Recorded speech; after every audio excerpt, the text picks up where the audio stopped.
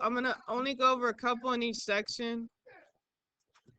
Okay, so let me just explain what you have to do on the first section. Look, go back to your notes if you need help. So the first thing it says determine if it's arithmetic or geometric. And then it says find the next term.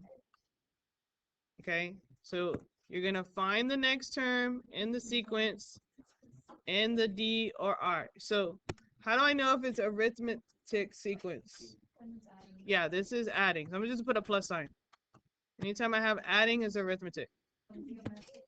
Yeah, geometric is multiplying. So I'm just put a time sign. Pay attention, guys. So what you need to do is either see if you can add to get to the next term, or if you can multiply to get to the next term. So like on number 1, I'm at 3. Is there a number I could add to get to 12? Okay. So you're saying times 4 works each time? Yes, 12 times 4 gives me 48. 48 times 4. Yeah, so because I'm multiplying each time, what type of sequence is this? Geometric. So you can abbreviate, put GO, GEO. What they want you to do now is find the next term. So what would I have to do to get to the next term? Yeah, multiply the 768 times 4. Go to your calculator, 768, and then times 4. That'll give us the next term, 3072.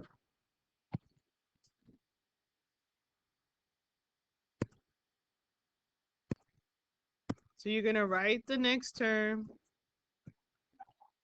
right? And then you're going to, because this is geometric, your R equals 4.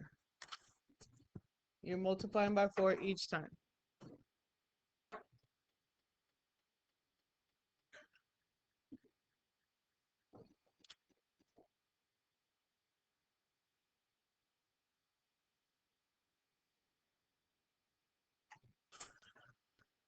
Okay, so you're either adding or you're multiplying each time, and you have to give me the next term. This was the next term. And you have to give me your R or your D. If it's adding, it's a D, the common difference. If it's multiplying, it's a ratio. Now, in this section, determine if it's arithmetic or geometric again, but now they want you to write a rule for the nth term of the sequence and find a sub 8. This is saying find the 8th term.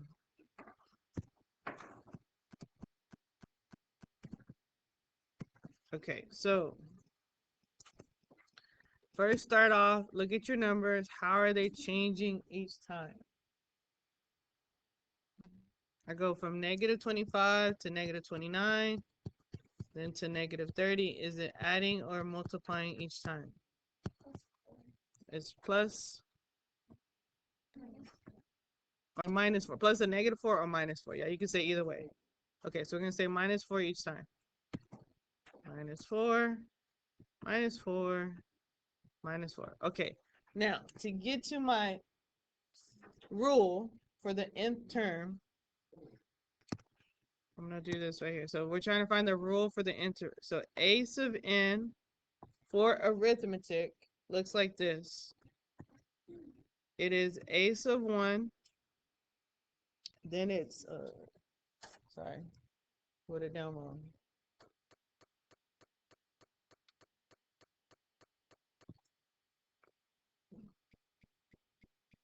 Let's do explosive. A sub 1 plus n minus 1 d.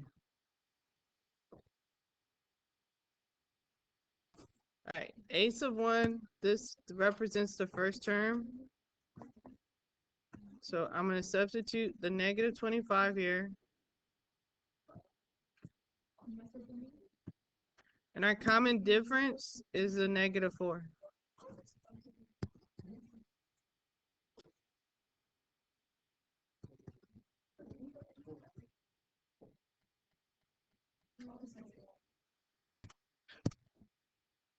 All right, you need to simplify this. you're going to have to distribute the -4.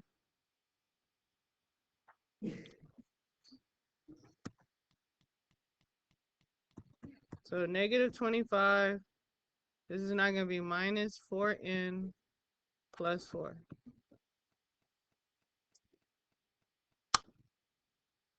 And then we're going to combine like terms. The +4 and the -25.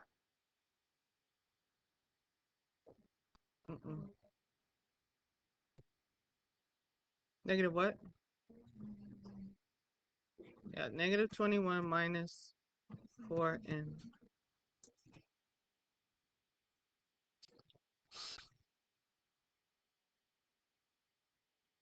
All right, so n is any number. So if I'm trying to find the 8th term, a sub 8 would equal -21 minus 4 times 8.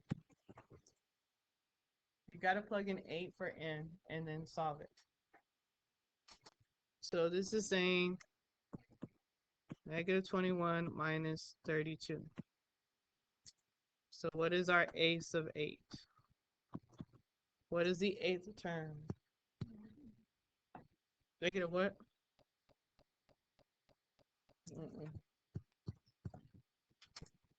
Yeah, type that in the calculator. Type this in the calculator.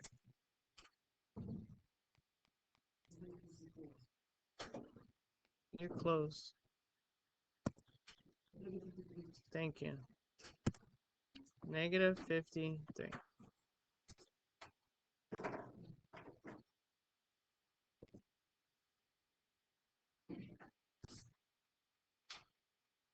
Now, on number 6, I'm hoping you can recognize that because we're going from whole numbers to fractions, that this is dividing each time or multiplying by a third. A third of 6 is 2. A third of 2 is 2/3. If I do times a third again, that's going to be 2/9 times a third. So this is geometric with r equals 1/3. So the expressive form for a geometric sequence is a sub n equals a sub 1 times your r to n minus 1.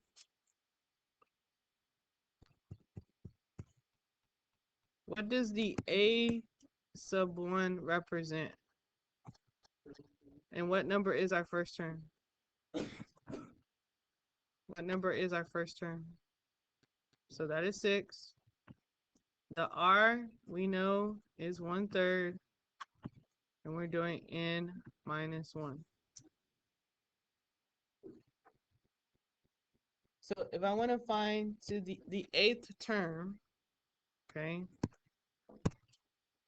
a sub 8. 8 is going in place of the n. So this is saying 1/3,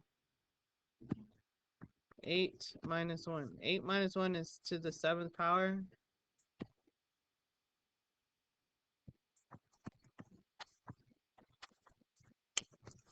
You're going to need your calculator for this. So you're going to need to use your parentheses. So go to your calculator. We're going to do 6 parentheses. We're going to do the fraction. So alpha x 1/3. Arrow to the right to close the parentheses, and we're going to raise that to a power of 7. And then hit enter. And do we see our 8th term? It's a fraction. It's 2 over 729.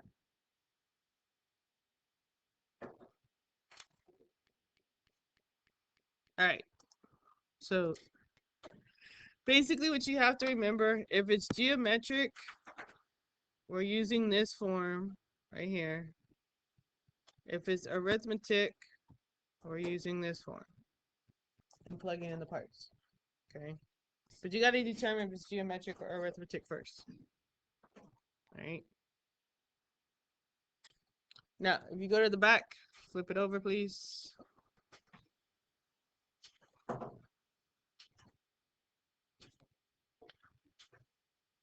Okay, so the biggest difference to write the rule or between arithmetic and geometric, arithmetic is going to say D equals, where geometric is going to say R equals. Okay, so the form is still the same. A sub n equals A sub 1. Then it's plus n minus 1 times D.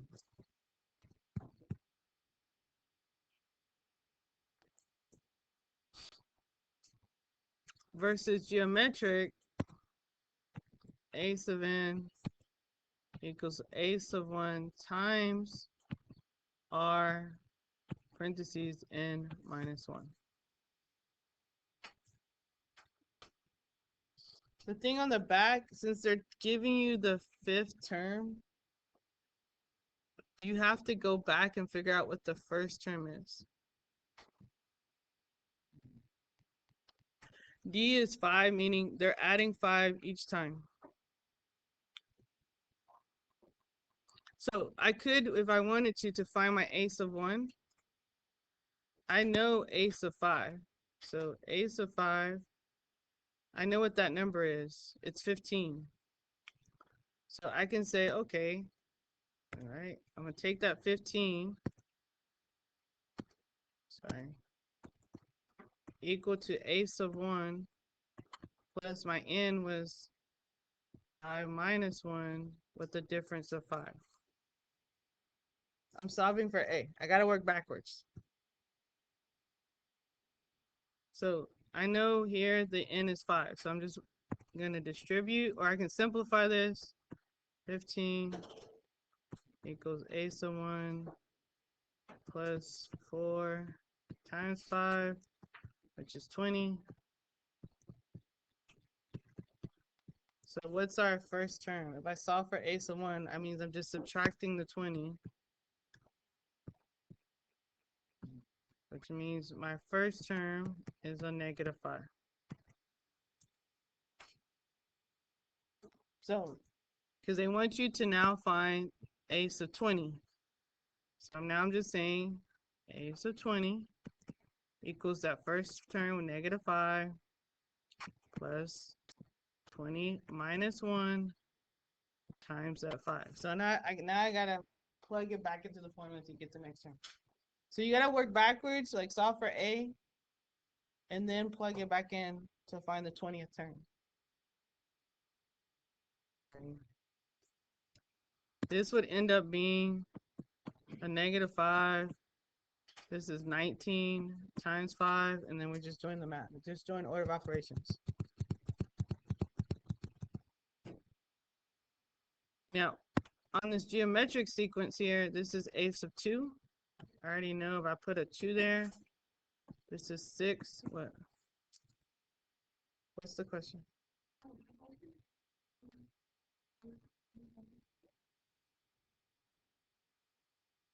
How to get what? I didn't write a 25. Because 5 minus 1 is 4. And the D is, they gave us the 5. That's the difference. Like this one says A sub 2, that's 6. So I'm doing A sub 1. I already know what the R is. They said it's 2. And I'm doing 2 minus 1. I'm going to solve for A sub 1. This is saying 2 minus 1 is going to be 2 to the first power. 2 to the first power is just 2. So I'm going to divide by 2. And that gives me A sub 1 equals 3. The first term is 3. So now if I want to find the 20th term, I have to start with the first term 3 times 2. I need more room, sorry. And you're going to raise it to the power of 20 minus 1.